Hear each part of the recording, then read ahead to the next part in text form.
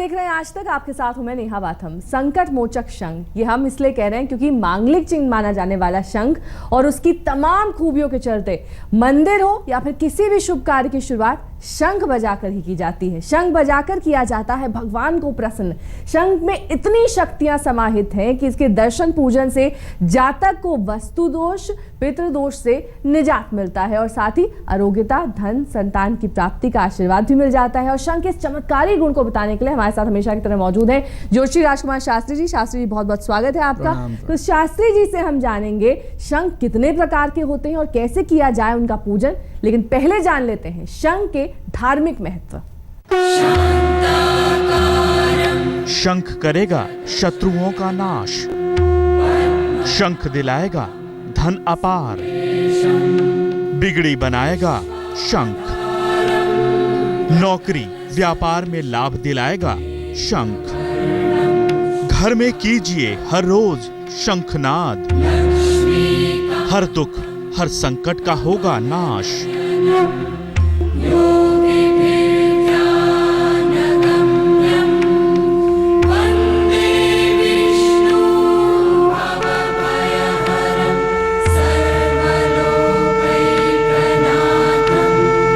यही तो महिमा है शंख की।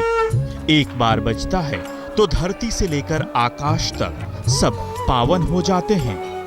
दी आंख बंद कर खो जाते हैं शंख की मधुर गूंज में। इसके आगे कुछ भी देखने सुनने का मन नहीं करता, चाहे मंदिर देवी का हो या फिर देवता का, मंदिर हो या दुकान, गृह प्रवेश हो या कोई मांगलिक कार्य, सब जगह शंख बजाकर किया जाता है भगवान को प्रसन्न।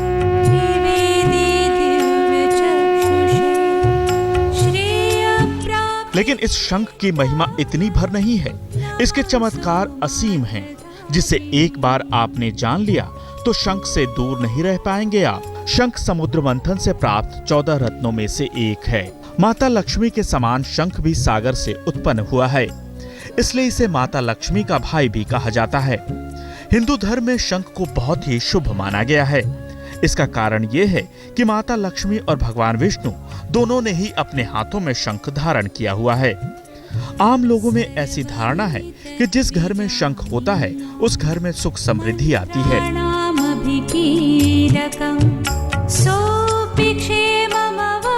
शंख का सिर्फ धार्मिक या देवलोक तक ही महत्व नहीं है, बल्कि वास्तु की दृष्टि से भी शंख बेहद महत्वपूर्ण माना गया है। वर्तमान समय में वास्तु दोष के निवारण के लिए जिन चीजों का प्रयोग किया जाता है, उनमें से यदि शंख आदि का उपयोग किया जाए तो कई प्रकार के लाभ हो सकते हैं। ये न केवल वास्तु दोषों को दूर करता है, बल्कि आरोग्य वृद्धि, दीर्घायु, लक्ष्मी प्राप्ति, पुत्र प्राप्ति, पितृदोष शांति और विवाह में विलंब जैसे अनेक दोषों का निवारण भी करता है। शास्त्रों में शंख को पाप नाशक माना गया है। कहते हैं शंख में इतनी शक्तियां होती हैं कि अगर सही नक्षत्र और उचित मुहूर्त में अगर कोई इसकी प्राण प्रतिष्ठा कर ले तो सभी मनोकामनाएं पूरी होते देर नहीं लगती। जिस घर में नियमित शंख ध्वनि होती है वहां कई तरह के रोगों से मुक्ति मिलती है। इनके पूजन से घर में सुख समृद्धि आती है। शंख कई प्रकार के होते हैं और सभी प्रकारों की विशेषता और पूजन पद्धति अलग अलग है। ऐसे में शंख आपकी किन समस्याओं का समाधान कर सकता है और आपकी कौन सी इच्छाएं मात्र शंखनाद करने से पूर्ण हो सकती हैं, ये जानने के लिए बने रहिए हमारे साथ। आज तक ब्यूरो। तो तमाम तरह के शंखों के बारे में बताएंगे शास्त्री जी आपको, लेकिन सबसे पहले बात करेंगे दक्षिणावर्ती शंख की। किस तरह से इसकी पूजा की जाए शास्त्री जी, और क्या है इसका महत्व? दक्षिणावर्ती शंख की जहां हम बात करते हैं, दक्षिणावर्ती शंख को पांचजन्य शंख कहा जाता है। भगवान विष्णु और माता लक्ष्मी के हाथ में यह सुशोभित होता है। दक्षिणावर्ती शंख का मुख दाहिनी ओर खुलता है। दक्षिणावर्ती शंख के अग्रभाग में गंगा, मध्य भाग में वरुण और इसके पृष्ठ भाग में ब्रह्मा का निवास होता है। व्यापार में वृद्धि व जन्म जो है ऐसे बढ़ोतरी के लिए इसका पूजन किया जाता है। दक्षिणावर्ती शंख बेहद शुभ। दक्षिणावर्ती शंख नर और मादा दो प्रकार के होते हैं। शंख की स्थापना यज्ञोपवीत यानी जनेऊ के ऊपर करनी चाहिए। केसर युक्त चंदन से पूजा कर घी का अखंड दीपक जलाएं और उसके सामने ऋग्वेद का श्री सूक्तम का पाठ करने से शंख की शक्तियां और बढ़ जाती हैं और अपना फल देना आरंभ कर देता है। जिन जातकों का हाथ दाहिनी हथेली के मध्य में दक्षिणवर्ती शंख की आकृति होती है और उन जातकों को कभी भी पैसों की तंगी नहीं रहती, कभी कभी हाथ में खुजली होना, यह दक्षिणावर्ती शंख की शक्ति का प्रद्योतक है। चलिए अब बात करेंगे मध्यावर्ती शंख की। क्या है इसकी महत्वता और किस तरह से इसकी पूजा अर्चना की जाए? जी, जहाँ मध्यावर्ती शंख की बात करते हैं, मध्यावर्ती शंख को अनंत विजय शंख भी कहते हैं। ये ध्यान रखें, यह शंख बड़ा ही दुर्लभ शंख होता है और मानसरोवर में पाया जाता है। महाभारत में युधिष्ठिर के पास ये मध्यावर्ती शंख था और मध्यावर्ती शंख का मुख हमेशा मध्य में खुलता है। आपको कहीं ऐसा शंख मिलेगा नहीं, मुश्किल से मिलेगा, जो बेहद दुर्लभ है। घर के मंदिर में मध्यावर्ती शंख की स्थापना करने से अष्ट सिद्धियों और नवनिधियों की प्राप्ति होती है, नवनिधियों का वास होता है। कुमकुम, अक्षत, गुलाब के पुष्पों से इस शंख की आराधना करनी चाहिए। और एक मंत्र है जो बड़ा श्रेष्ठ मंत्र है, ओम श्रीं ह्रीं क्लीं ऐं कमलवासिन्यै स्वाहा। इस मंत्र को पुनः एक बार समझ लें, ओम श्रीं ह्रीं क्लीं ऐं कमलवासिन्यै स्वाहा। मंत्र का जाप तुलसी की माला से करना बेहद शुभ होता है। मंत्र के जाप से शंख की शक्तियां बढ़ जाती हैं। घी में सफेद कनेर के पुष्प, कमल के दाने डाल करके हवन करने से फल की प्राप्ति सिद्धि होती है। रात्रि का दूसरा प्रहर पूजा के लिए बेहद उत्तम माना जाता है। जातक की अनामिका उंगली के अंतिम पर्वत में मध्यावर्ती शंख दिखाई देता है। चलिए अब बात करते हैं वामावर्ती शंख की। क्यों इस तरह से इसका नाम पड़ा है, क्या है इसकी महत्वता, ये हमारे दर्शकों को बताइए। वामावर्ती शंख हमेशा बाएं हाथ में पकड़ा जाता है और जिसका मुख भी बाईं ओर खुलता है, ये वामावर्ती शंख होता है। वामावर्ती शंख देव स्वरूप माना जाता है। समुद्र मंथन के समय माता लक्ष्मी और 14 रत्नों के साथ इसी शंख की उत्पत्ति हुई। दीपावली, महाशिवरात्रि, होलिका, श्री कृष्ण जन्माष्टमी पर लाल रंग के वस्त्र पर ऐसे शंख की स्थापना करना विशेष लाभकारी होता है। ओम श्री लक्ष्मी नारायणाभ्याम नमः, ये मंत्र है। ओम श्री लक्ष्मी नारायणाभ्याम नमः के साथ भगवान श्री हरि नारायण के विष्णु सहस्त्र नाम का पाठ करना बेहद लाभकारी होता है। घर में पूजा वेदी पर इस शंख की स्थापना बहुत ही शुभ मानी जाती है। वामावर्ती शंख का रंग लाल रंग होता है और जिसमें हमेशा जल भर करके रखा जाता है। इस शंख को कभी भी बिना जल के नहीं रखना चाहिए। चलिए अब अगला शंख जिसकी हम बात करेंगे वो है गणेश शंख। इसके बारे में बताइए। जी, गणेश शंख की स्थापना घर के ब्रह्म स्थान पर करें। जीवन में आ रही समस्त बाधाओं को गणेश शंख से दूर किया जाता है। शंख गणपति की आकृति का होता है और इसमें भगवान गणपति की शक्तियां समाहित होती हैं। पंचामृत से शंख का पूजन कर गणेश अथर्वशीष का पाठ करें और गणेश शंख की स्थापना हरे रंग के वस्त्र पर करना चाहिए। हार की उंगलियों में जिस व्यक्ति की उंगली में 4 शंख के निशान होते हैं वो बेहद शुभ माना जाता है। ऐसे जातक राजनीति के क्षेत्र में ज्यादा सफलता प्राप्त करते हैं और यहां तक कि वो सांसद, विधायक या मंत्री के पदों पर सुशोभित होते हैं। गणेश शंख में जल भरकर अगर गर्भवती स्त्री को सेवन कराया जाए तो उसकी संतान भी उत्तम होती है और उसमें गूंगापन और पीलिया जैसे रोग कभी नहीं प्रवेश करते। और अगला जो शंख है जिसकी हम बात करेंगे वो है अन्नपूर्णा शंख। और जैसा कि नाम से ही पता चलता है, इससे जो घर में खाने की बरकत आती है, इस तरह की तमाम चीजें होती हैं। और सारी महत्व क्या है ये बताइए। जी, अन्नपूर्णा शंख की स्थापना हमेशा घर के रसोई में की जाती है। सभी गृहस्थ लोगों को अन्नपूर्णा शंख का प्रतिदिन पूजन दर्शन करना चाहिए। नवरात्रि, रवि पुष्य योग और गुरु पुष्य योग में अन्नपूर्णा शंख की स्थापना करना बेहद शुभ होता है। लाल गाय का, जिसको हम कपिला गाय कहते हैं, उसका दूध भर करके पूरे घर में अगर छिड़काव किया जाए तो वह समस्त घर के वास्तु दोषों को भी दूर कर देता है। अन्नपूर्णा स्तोत्र का पाठ करने से इस शंख की महाशक्तियां बढ़ जाती हैं और वह अपना फल देना शुरू कर देता है। शास्त्री जी, अगला शंख कामधेनु शंख। जी, कामधेनु की जहां हम बात करते हैं, वाणी की शक्ति को प्रबल करने के लिए कामधेनु शंख का दर्शन पूजन लाभकारी होता है।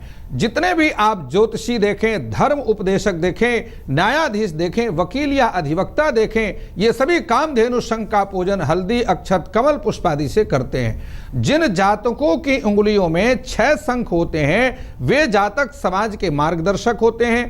कामधेनु शंख देवी के चरणों में या गौशाला में स्थापित करना चाहिए। ऋग्वेद के अनुसार शंख में 33 देवताओं की शक्तियां समाहित होती हैं। जीवन काल के अंत समय में कामधेनु शंख के दर्शन और दान अगर कर दिया जाए तो वह शंख मोक्ष को भी प्रदान करता है। अब हम शुरुआत करेंगे मोती शंख से। क्या है मोती शंख, इसकी महत्ता क्या है शास्त्री जी, ये हमारे दर्शकों को बताइए।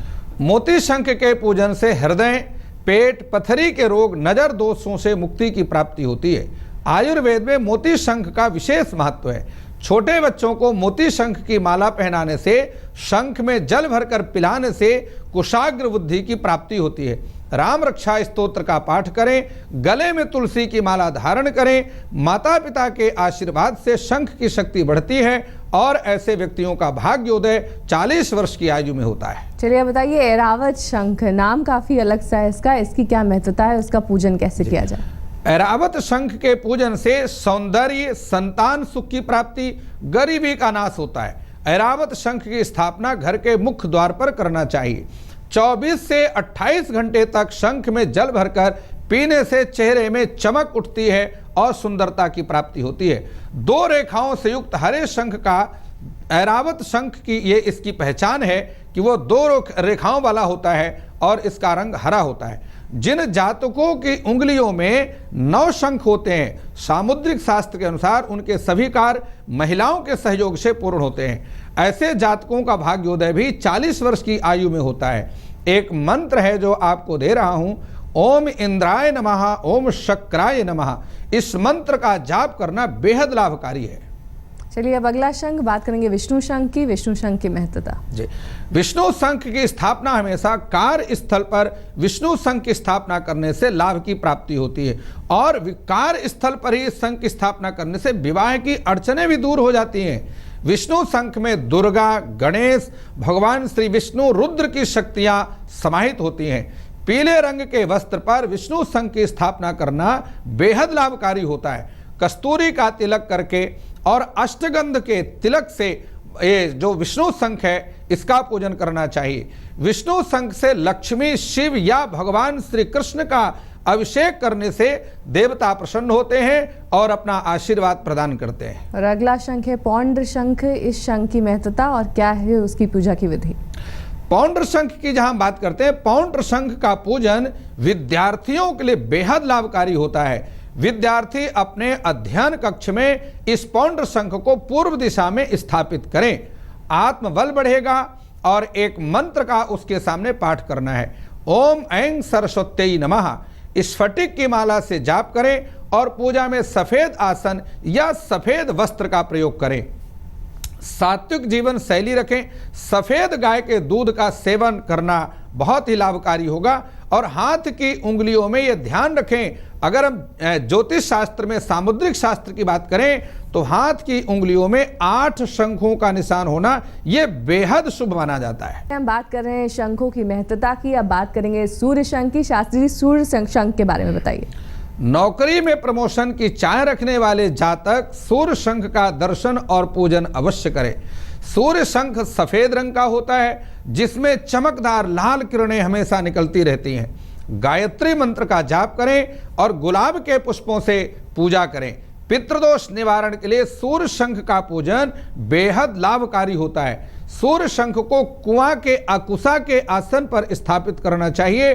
कुशा के आसन पर ही सूर्य शंख की स्थापना होती है। चलिए, और आखिरी शंख जिसकी हम बात करेंगे वो है देवदत्त शंख। इसकी क्या महत्ता है और कैसे इसकी पूजा अर्चना की जाए? गीता में देवदत्तम धनंजयः ऐसा वर्णन है कि यह महाभारत के अनुसार अर्जुन ने देवदत्त शंख को महाभारत के युद्ध में बजाया और उससे संपूर्ण शत्रुओं की शक्ति का हरण कर लिया था। देवदत्त शंख के पूजन से दीर्घायु मिलती है, शत्रुओं पर विजय की प्राप्ति होती है। जिन जातकों के हाथ में देवदत्त शंख का निशान होता है वे ज्यादातर विदेश यात्राएं करते हैं और ऐसे जातक अपने पूरे जीवन में सफलता प्राप्त करते हैं। जल से संबंधित व्यापार में उनको लाभ की प्राप्ति होती है। ओम नमः शिवाय मंत्र का रुद्राक्ष की माला से जाप करने से शंख की शक्तियां बढ़ जाती हैं। देवदत्त शंख में लाल गाय का दूध भर करके दान करना चाहिए, इससे बेहद लाभ की प्राप्ति होती है। तो चलिए शास्त्री जी, आज आपने इतने तरह के शंखों के बारे में बताया, उसकी महत्वता के बारे में जानकारी दी हमारे दर्शकों को। आपका बहुत बहुत शुक्रिया। इसी के साथ हमें दीजिए इजाजत। देश और दुनिया की तमाम खबरों के लिए देखते रहिए आज तक।